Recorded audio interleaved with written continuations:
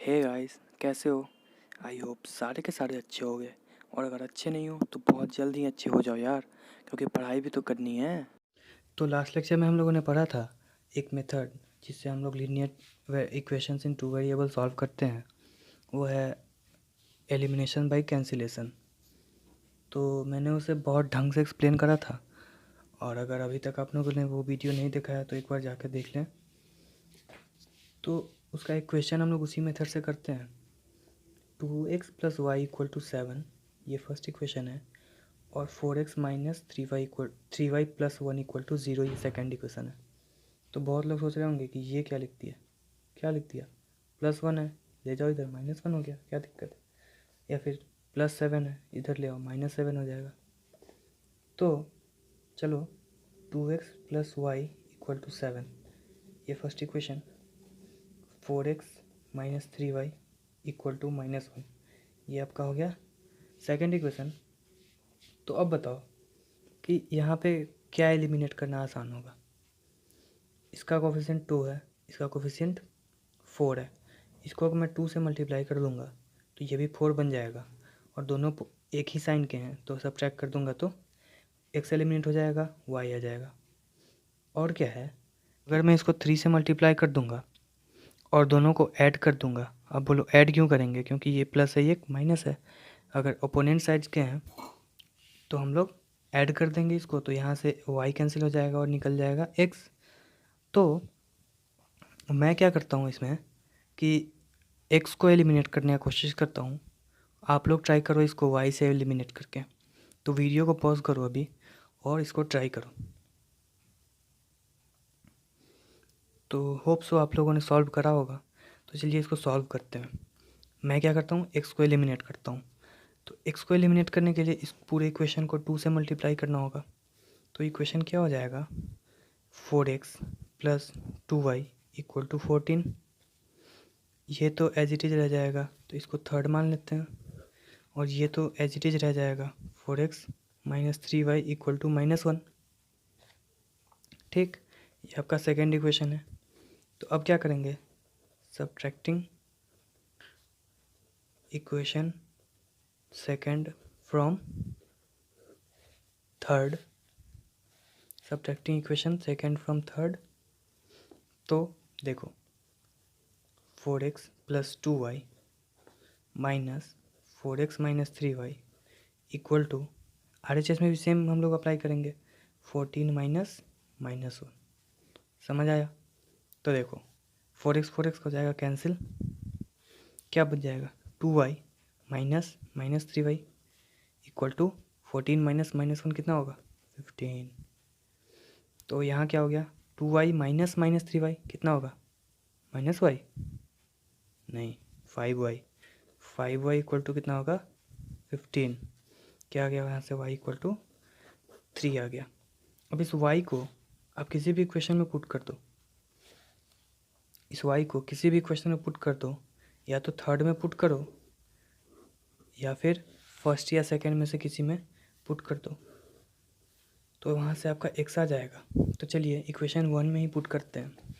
क्या आ जाएगा, 2x plus Y की जगह पे क्या होगा, 3 इक्वल टू 7। तो यहाँ से x आपका आ जाएगा 7 माइनस 3 कितना होता है, 4/2। 2 हवा में लिख दिया है मैंने, सोचते रहो क्या होगा। इसलिए मैंने बोला था आप लोगों को कि लिए यही क्वेश्चन इन वन वेरिएबल ढंग से रिवाइज करके आइएगा, ताकि मैं एक ही लाइन में आंसर लिख दूँ तो आप लोग हैरान ना हो। तो ये आपका आ गया x इक्वल टू 2। तो आप लोग आंसर मैच कर लीजिए। अगर आंसर ये नहीं आ रहा है तो फिर कहीं आप लोग का कैलकुलेशन एरर हुआ होगा। तो हम लोगों ने रिवाइज कर लिया। तो अब हम लोग अगले मेथड की ओर बढ़ते हैं जो था हम लोगों का। अच्छा, एक और बात हम लोग करते हैं कि कुछ लोग बोलेंगे कि भैया इस तरह हम लोगों के बुक में ये नहीं दिया हुआ है कि इस तरह सॉल्व करना है। उसमें आपको कॉलम मेथड सिखाया है, column method of subtraction of linear equations. तो मैं आपको थोड़ा सा उसे एक्सप्लेन कर देता हूँ कि वो क्या होता है। तो आप लोग देखिए, यहाँ पे जैसे कोई लीनियर इक्वेशन है, ax plus b y equal to c. दूसरा है p x plus q y equal to r. ठीक, अब इसको हम लोगों को ऐड करना है कॉलम मेथड से। तो क्या करेंगे, यहाँ पे एक लाइन खींचेंगे और जब ऐड करना है तो साइन इसका एज इज रह जाएगा। तो देखो यहाँ पे प्लस रह जाएगा, यहाँ प्लस जाएगा, यहाँ पे प्लस हो जाएगा, तो दोनों को ऐड करेंगे तो क्या हो जाएगा, a plus p times x plus b plus q times y equal to c plus r. ये सब आप लोग वैसे भी पुराने क्लासेस में आप सीख के ही आए होंगे कि लीनियर इक्वेशंस का हम लोग addition by column method, by horizontal method बहुत सारे करके सिखाया जाता है। तो कोई दिक्कत नहीं है, मैं ऐसे भी रिवाइज कराते रहा हूँ आपको। फिर सब्ट्रैक्शन का केस देख लेते हैं कि इक्वेशन, इस दोनों इक्वेशन को हम लोग सब्ट्रैक्ट करेंगे तो क्या होगा। यहाँ देख लो, a x plus b y equal to c है और यहाँ है आपका p x plus q y equal to r. तो हॉरिजॉन्टल मेथड में आप लोग क्या देखते थे कि जो बाद में लिखा रहता है उसका ये दोनों का साइन चेंज होता है, यहाँ प्लस है तो माइनस हो जाता था, यहाँ प्लस है तो माइनस हो जाता था, वो आप लोग हॉरिजॉन्टल मेथड में देखते थे। वैसे ही सेम यहाँ वर्टिकल मेथड में भी होता है कि अगर माइनस करना है तो जो साइन यहाँ पे है उसका रिवर्स यहाँ पे लिख देंगे। यहाँ प्लस है तो यहाँ माइनस लिखेंगे, यहाँ भी प्लस है तो यहाँ माइनस लिखेंगे। और अब इस साइन को भूल जाएंगे हम लोग और ये हमारा ओरिजिनल साइन हो गया। तो देखो, ए माइनस यहाँ है तो minus p times x plus p minus q times y equal to c minus r. ये मैंने आपको यहाँ भी रिवाइज करा दिया कि कॉलम मेथड से जो दिया रहता है, तो बहुत बच्चे सोच रहे होंगे कि वहाँ अलग था, भैया यहाँ सिखा रहे हैं कुछ और। तो टेंशन लेने वाली बात नहीं है, जो बुक में है वो भी मैंने आपको बता दिया है। तो अब हम लोग नेक्स्ट मेथड की ओर बढ़ते हैं जिसका नाम होगा एलिमिनेशन बाय सब्स्टिट्यूशन। नाम तो मैंने पहले ही बोल रखा है, नाम से काम नहीं है, काम से काम है। तो देखो, सब्स्टिट्यूशन से आपको समझ में आ रहा होगा कि कुछ ना कुछ तो सब हटेगा और उसके जगह पे कुछ आएगा। एलिमिनेशन देख के आपको पता चल गया होगा कि एक चीज़ तो हट ही गया था पूरा पूरी, जिससे क्या हो गया था, हम लोगों का linear equation in one variable बन गया था और हम उसको सॉल्व कर लिए थे। यहाँ क्या हो रहा होगा, सोचो खुद से कि यहाँ भी बनेगा आखिर में जाकर ही linear equation in one variable ही, लेकिन क्या होगा सोचो, वहाँ क्या हो रहा था, या तो x को हम लोग रिमूव कर दे रहे थे या y को रिमूव कर दे रहे थे। यहाँ क्या होगा, लीनियर इक्वेशन वन वेरिएबल बनाना है बट रिमूव नहीं करना है। तो सोचो क्या करेंगे कि एक इक्वेशन से x को y के टर्म्स में लिख देंगे और उस x को पहले इक्वेशन में पुट कर देंगे, तो सारा एक ही वेरिएबल के टर्म में आ जाएगा। भैया क्या बोले, बाउंसर गया। समझते हैं, देखो वही वाला इक्वेशन लेते हैं हम लोग जो पहले हम लोग सॉल्व किए हैं, ताकि हम लोग को आंसर पता रहे। तो ठीक है, 2x plus y equal to 7।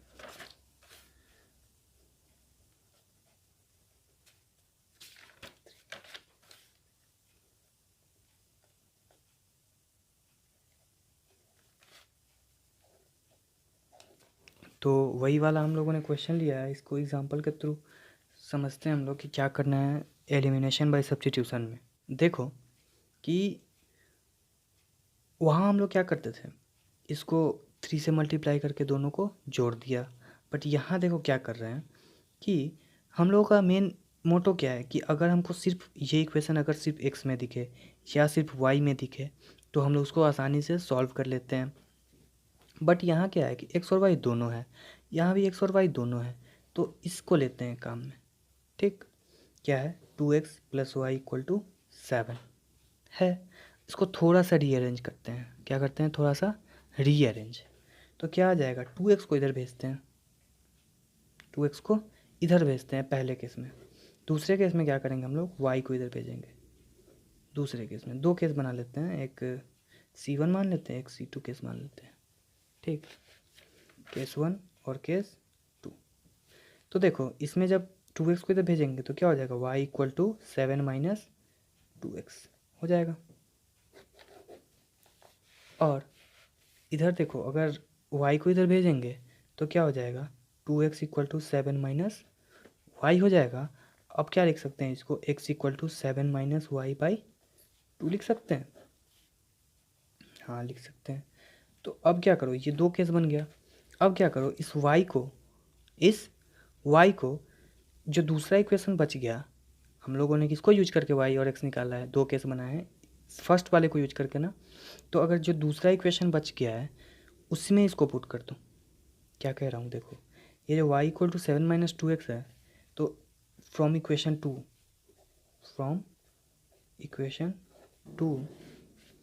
इस y को उसमें पुट करते हैं। मतलब क्या,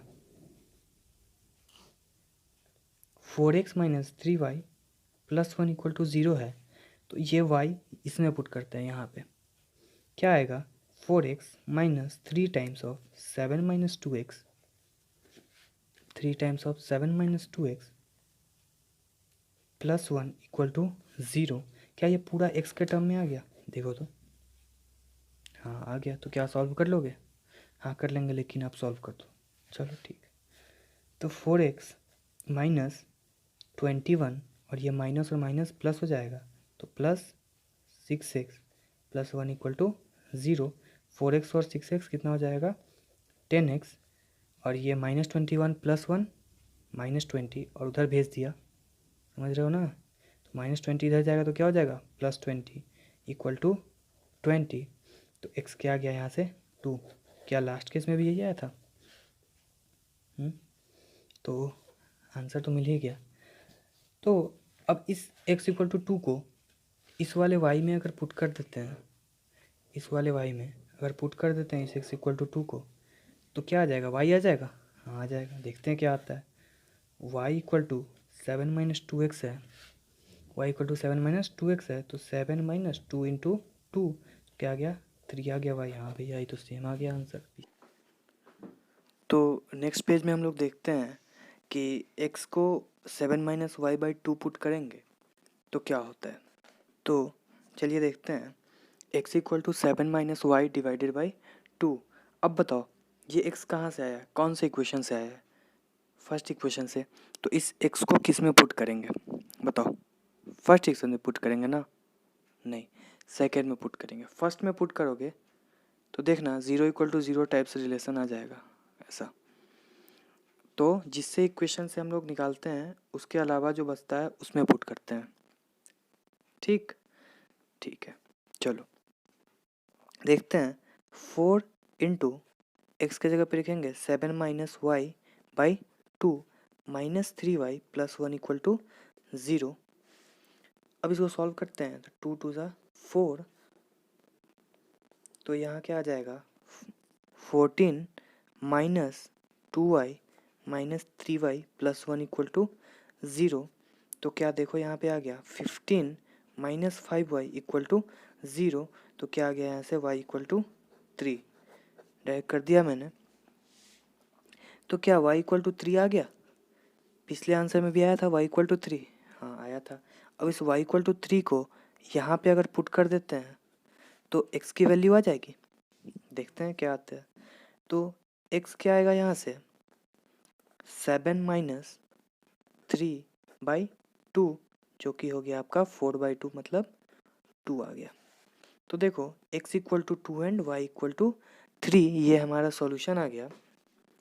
तो यहाँ से आप देख सकते हो कि हम लोगों ने किया क्या इसमें, कि किसी इक्वेशन को पिक करा। इसमें हम लोगों ने कौन सा इक्वेशन चूज़ करा था, ये वाला इक्वेशन। यहाँ से या तो हम लोग y = 7 - समथिंग समथिंग बाई ये करके y को x के टर्म में लिख दिया, या फिर x को y के टर्म में लिख दिया, और जो जिसके टर्म में निकाला उसको वहाँ सेकेंड इक्वेशन में पुट कर दिया। हम लोग ये भी कर सकते हैं कि इस इक्वेशन को लेते हैं, क्या कर सकते हैं, इस इक्वेशन को लेते हैं। तो चलिए देखते हैं क्या होता है इस इक्वेशन को लेते हैं। तो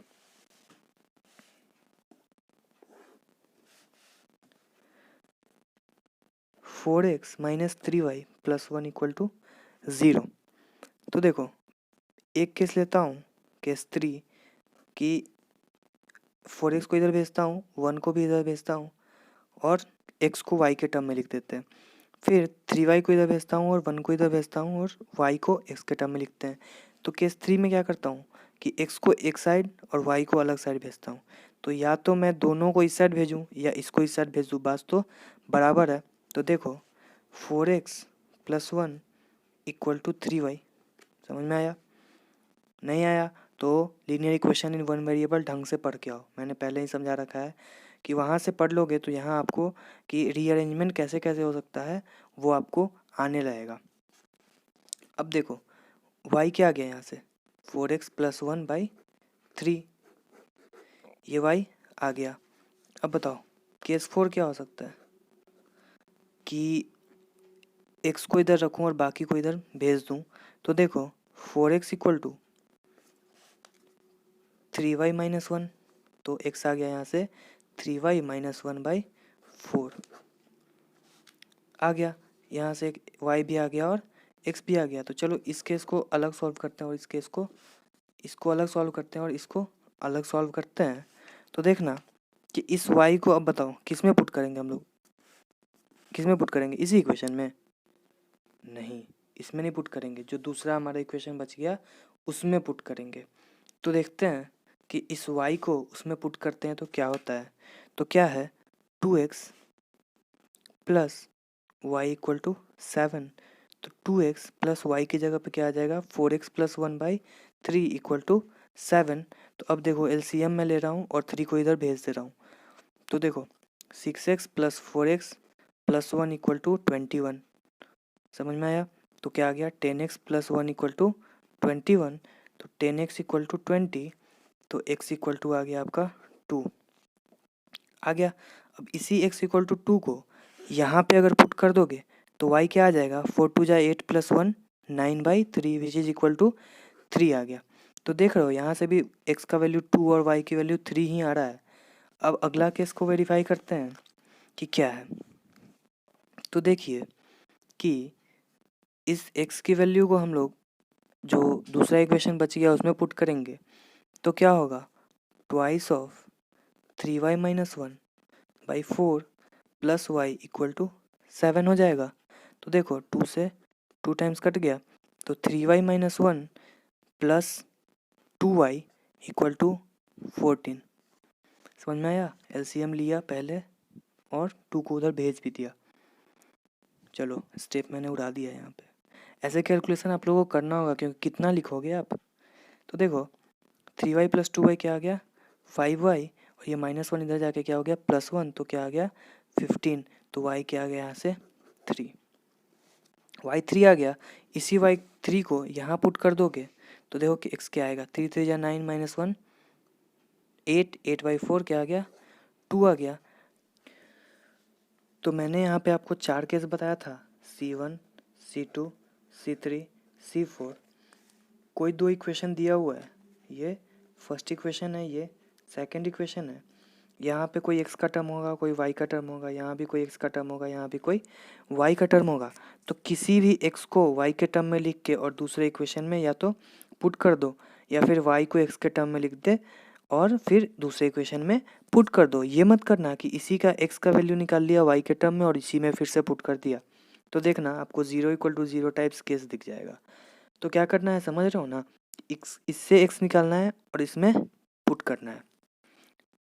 तो क्या देख रहे होगे यहाँ पे खुद ब खुद आपको दिखने लगा होगा कि इससे जगह अगर x निकाल लिया तो y के टर्म्स में आ गया और उसको इसमें पुट कर दिया तो सारा क्या चीज़ में बन गया आपका y में लीनियर इक्वेशन बन रहा होगा। हवा में सोचो मैं क्या कह रहा हूँ। सोचो इससे x को y के टर्म में निकाल लिया, y के टर्म में निकाल लिया और यहाँ पे पुट कर दिया तो क्या लीनियर इक्वेशन इन y बन गया था? हाँ बन गया था। तो अब linear equation in one variable आपको सॉल्व करते आना चाहिए। हर चीज़ का फंडा यही है कि 2 वेरिएबल है उसको कन्वर्ट किया हम लोगों ने 1 वेरिएबल में। ऐसे ही सोचो अगर 3 वेरिएबल होते तो पहले 2 में कन्वर्ट करते, फिर 2 में कन्वर्ट करने के बाद उसको 1 में कन्वर्ट करते और खटाक से आंसर आ जाता। और हमारा फिर उस 1 वेरिएबल में कन्वर्ट करके जो आंसर आया तो उसको पुट करते दूसरे वेरिएबल में। जब 2 वेरिएबल का केस बनाए थे उसमें पुट करते तो वहाँ से 2 वेरिएबल आ जाता। 2 वेरिएबल के टर्म से जो आंसर आ जाता उसको हम लोग जो सबसे ओरिजिनल इक्वेशन होगा जिसमें तीनों वेरिएबल होंगे उसको पुट कर देंगे तो तीसरा वेरिएबल आ जाएगा। रुको ढंग से समझाता हूँ। मतलब कोई x है, कोई y है, कोई z है। x है, y है, z है, x है, y है, z है। 3 इक्वेशन है, फर्स्ट, सेकंड, थर्ड। ध्यान से सुनना वरना समझ नहीं आएगा। तो देखो ये z है, 2 नहीं। ठीक, तो देखो यहाँ x है, y है, z है, 3 वेरिएबल हैं और हम लोगों को 3 इक्वेशन है। मैंने बताया था कि 3 वेरिएबल हैं, जितने वेरिएबल होंगे उतने इक्वेशंस चाहिए होंगे उनको सॉल्व करने के लिए। तो 3 वेरिएबल है तो 3 इक्वेशन है भाई, सॉल्व तो होगा। अब कैसे होगा वो सोचते हैं। ये देखो x है, y है, z है। मैं क्या करता हूँ, z को सब्स्टिट्यूट करता हूँ, z को सब्स्टिट्यूट करने की कोशिश करता हूँ। यहाँ से z क्या आ जाएगा, समथिंग टाइम्स x प्लस या माइनस जो भी हो y बाई कुछ आएगा, और यहाँ से भी वैसा ही कुछ आएगा। तो और यहाँ से भी वैसा ही कुछ आएगा। तो देखो मैं फर्स्ट इक्वेशन को चूज़ करता हूँ। क्या करता हूँ, फर्स्ट इक्वेशन को चूज़ करता हूँ। मान लो यहाँ से z का वैल्यू आ गया है 2x प्लस 3y/2, मान लो आ गया है ऐसा कुछ। ठीक, ये आपका z का वैल्यू आ गया। तो इस z की वैल्यू को, इस z की वैल्यू को इसमें भी पुट कर दो और इसमें भी पुट कर दो। तो देखो क्या यहाँ से z गायब हो गया, इस इक्वेशन में पुट करा तो देखो z गायब हो गया और क्या आ गया, x और y आ गया। फिर यहाँ से भी देखो z गायब हो गया, क्या आ गया, x और y आ गया। तो देखो अब यहाँ भी एक्स वाई और एक और टर्म जो जुड़ा है वो भी एक्स वाई के टर्म में है, यहाँ भी एक्स वाई और कोई और टर्म भी जुड़ा है वो भी एक्स वाई के टर्म में है। तो क्या ये लीनियर इक्वेशन इन 2 वेरिएबल बच गया, ये दोनों इक्वेशन। बताओ अब क्या ये मैंने सिखा रखा है आपको कैसे करना है। तो यहाँ से लीनियर इक्वेशन इन 2 वेरिएबल सॉल्व हो जाएगा, एक्स और वाई, इस दोनों का सॉल्व करके यहाँ से क्या आपका एक्स और वाई निकल जाएगा, एक्स और वाई आ जाएगा। अब एक्स और वाई आ जाएगा तो क्या इस दोनों को इसमें पुट करेंगे तो क्या हमारा सिर्फ z बच जाएगा। अगर सिर्फ z बच गया तो क्या ये बन गया लीनियर इक्वेशन इन 1 वेरिएबल, तो क्या ये सॉल्व हो जाएगा। तो बताओ इसमें कोई रॉकेट साइंस है। मैं क्या कह रहा हूँ कि कुछ भी हो उससे हम लोगों को स्टेप बाय स्टेप नीचे की ओर बढ़ना है और हम लोगों को सॉल्व करना है। भैया समझ में तो आया, लेकिन आप इसको एक एग्जाम्पल से समझाओ, एक ढंग के एग्जाम्पल से, तो ज़्यादा समझ में आएगा।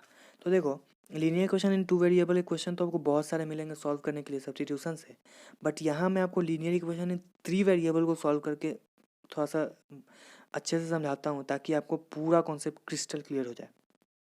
तो देखो, तो इस एग्जाम्पल को हम लोग देखते हैं। लीनियर इक्वेशन इन 3 वेरिएबल का है ये एग्जाम्पल।